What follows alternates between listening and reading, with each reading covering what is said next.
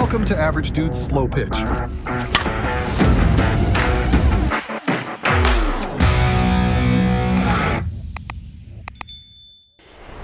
Yo, Henry with Average Dude's Slow Pitch. Today we're getting a chance to bring out the Anarchy Fenrir and the Anarchy Poseidon. So the Poseidon's gonna be our two-piece 13-inch barrel balanced. The Fenrir's our half-ounce end load 12.5-inch barrel one piece. We're gonna go ahead, as always, get some swings on them with 52s. As soon as we get that knocked out, we'll swap over to some Pro M's, then come back with final compression, final thoughts. The field we're on today, we had to backup plan it just because the fields we normally use are taken due to some stuff going on in town with some of the extra fields. So this one is Centennial High School's practice field. It's basically 300 all the way around. There's some variation in a couple spots, but good enough to get the swings that we need. We're gonna go ahead, there's no lights here, do our best to get all this done and beat the obviously sundown. Hopefully that sun out there and left doesn't play too big of an issue there on the camera. But let's go ahead and get some swings on these, see how they perform. Come back, final compression, final thoughts. All right, first up, we've got the Poseidon. This is obviously our two-piece model. Not that it should make a big difference for testing purposes, but just as a reminder, dial that up to 0. And 260, right around 260 on that one. Nice starting spot. Usually get pretty good performance straight out of the wrapper while still getting, for most bats, still holding compression relatively well. Then the Fenrir, hopefully I didn't pronounce that all wrong. And this is our one-piece model. Too far, let's do it again. There we go. This one's more like 270. So either way, both of them should have no issues with getting our 52s, Pro M's, come back with final compression, final thoughts. All right, we're gonna start with the Poseidon. So we're gonna go ahead, knock out the 52s and Pro M's here with this one. Then we'll swap over to the Fenrir, 52s, Pro M's. You'll see kind of both of us hitting with it. And then, like I said, back to the garage for final compression, final thoughts. 88 miles per hour. Yeah, a little soft with the 52s, but I mean, that's good carry there. And again, they're designed for U-chip balls, so who really cares about that? 93 miles per hour. Caught that one a little high, the sweet spot. And just as always, with especially 52s on USSSA bats, a lot of them, you're going to get that stiffer feel and almost better performance when you miss the sweet spot because it doesn't get that trampoline, softer, tight feel. But it makes them a little more forgiving in my mind.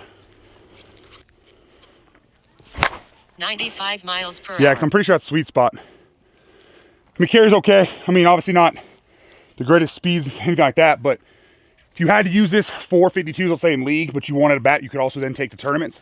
I think it'll be fine as far as what you need, but based off these first handful of swings, I wouldn't say a top U-chip option for those 52s. 91 miles per hour. Right into the sun. But yeah, as we talk about, good carry, even though we might not be getting outstanding speeds, which again, we've talked about it, the speeds are used for more of a, what's the high end give us on the sweet spot, and then the forgiveness piece. So something to keep in mind, placement's obviously far more important. 98 miles per hour. Last 52. 89 miles per hour. Yeah, like I said, still pretty good carry. Again, not by any means a top option for 52s, but it'll get the job done. But now for what this thing's obviously really built for, let's hop over to the Pro M's.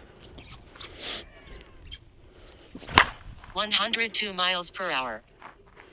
Well, and as expected, everything changes when you go to the ball it's meant for. Good feel on that one. Came off good. Only gonna get better from here.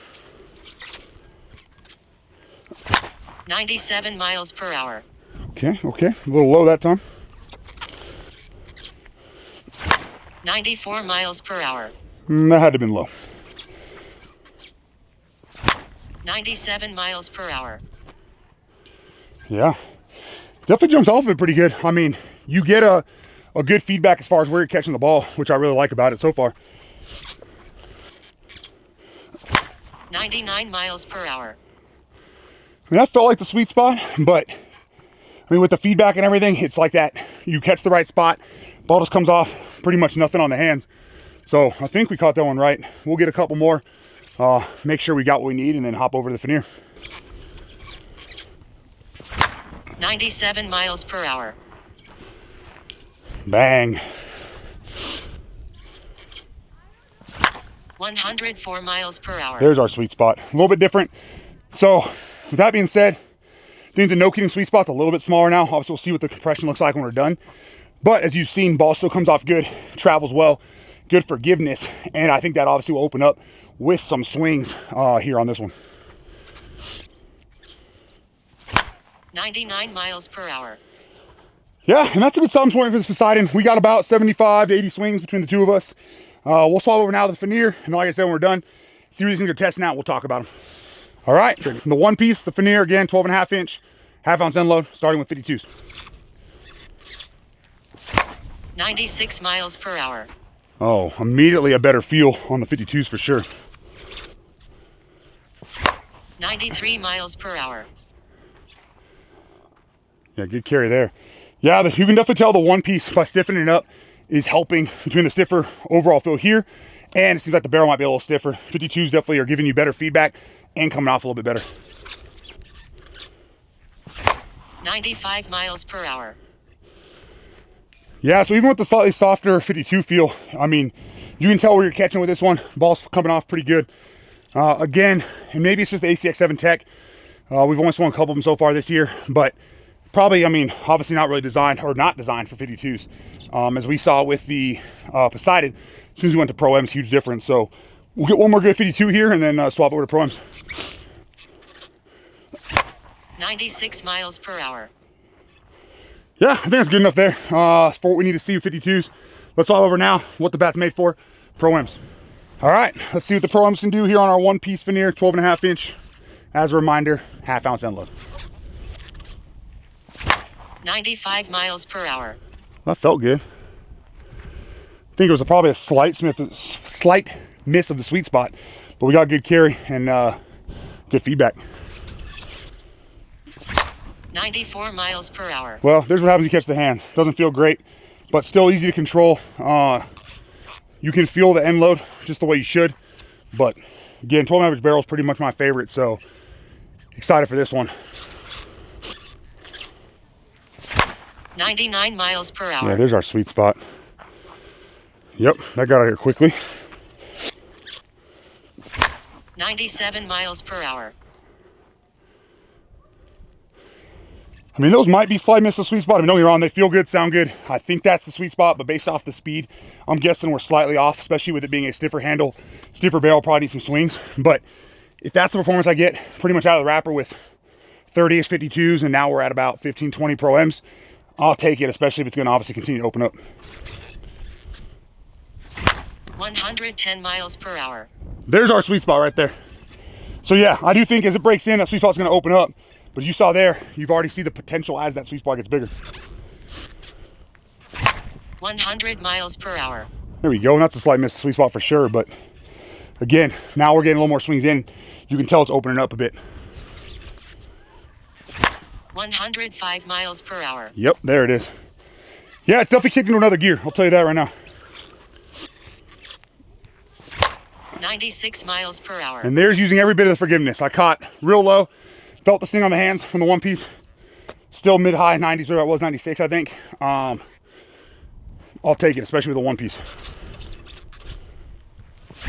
104 miles per hour. Yep. Two more.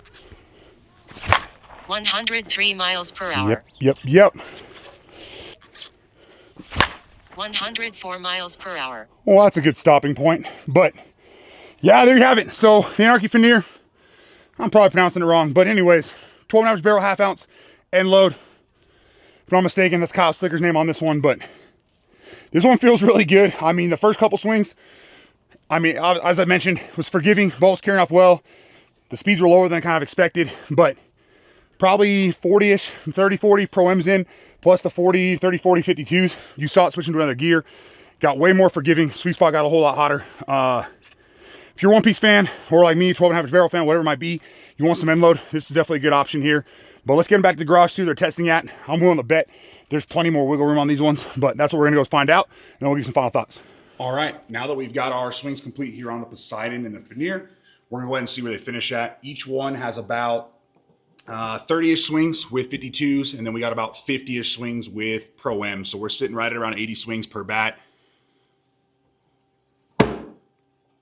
And the Poseidon's still 255, maybe 260. We'll call it 260 because like I've talked about in the past, Being here at elevation, we usually see a slightly higher number when we go down to kind of sea level. So just something to keep in mind. If you're somebody that's like me and you're at elevation, obviously keep that in mind. And if you're somebody down at more of the sea level, Florida, Georgia, somewhere like that, you can kind of take that for what it's worth. And then the Fenrir, same thing. Again, it's got Slicker's name on there. This thing was a lot of fun to swing, this one piece. Yeah, and this one, we're still looking at like 270, almost 275. So tons of wiggle room there. I think the craziest part about that one is the Fenrir to me still felt better pretty much all the way around. The slight difference was the Poseidon had a little bit more forgiveness, but that makes sense based off the compression numbers. Either way, we'll do a real quick wrap up here in the final thoughts. All right, and that's going to wrap it up for the Anarchy Poseidon and the Anarchy Fenrir. And all in all with both of these, for me, my preference was definitely to the one-piece Fenrir. Part of it was whether it's the one piece or just the barrel in general, the stiffer feel really helped that ball jump off, gave it a lot of forgiveness, which is always really nice with a one-piece bat. And it's a 12.5-inch barrel, which is kind of my preference anyways. So I think that a lot of that played into it. In the first handful of swings, I think we talked about a little bit, the sweet spot felt a little bit small. When you caught the no-kidding sweet spot, you saw those velos really kind of start to rise. However, the nice part was even while you're opening this thing up, still got plenty of room for BP. You were still getting good velos, good forgiveness, which is awesome to see. So you could game it straight out of the wrapper or BP it a whole bunch, let that sweet spot open up and let it really become just kind of a fire stick at that point. And then on the Poseidon, this one gave us a little bit of interesting feedback at times. Wasn't everyone's favorite by any means, but it definitely had a lot of pros, which was on this 13-inch barrel and with being balanced, super easy to control, had good forgiveness. However, the sweet spot on this one felt even smaller than the Fenrir. Didn't really feel like this one had opened up quite yet. Yes, there's still wiggle room to open this thing up. So we'll try to throw some more swings on it, get some BP on there, see how that feels as it opens up. But either way, definitely a good option for those people that have been looking for a balanced model, especially so that you can take that BP, really get comfortable with it, open the bat up, and let it kind of increase that performance for you. But with both of these, again, Austin Daw helped hook us up on a lot of these as well. Brandon Newton or Mr. Newton over on Facebook. But if you hit any of those guys up, they'll be able to help you out.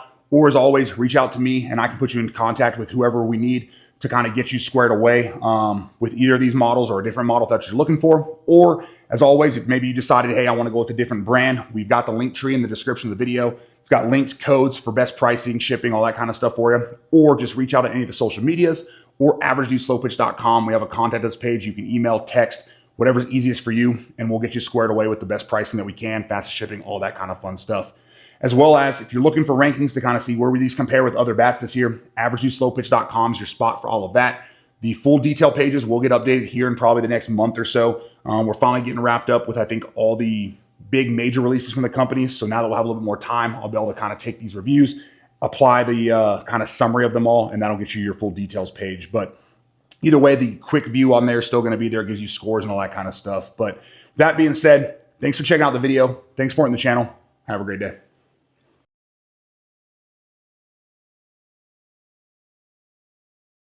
Thank you for watching Average Dude's Slow Pitch. Remember to like, share, subscribe for more content.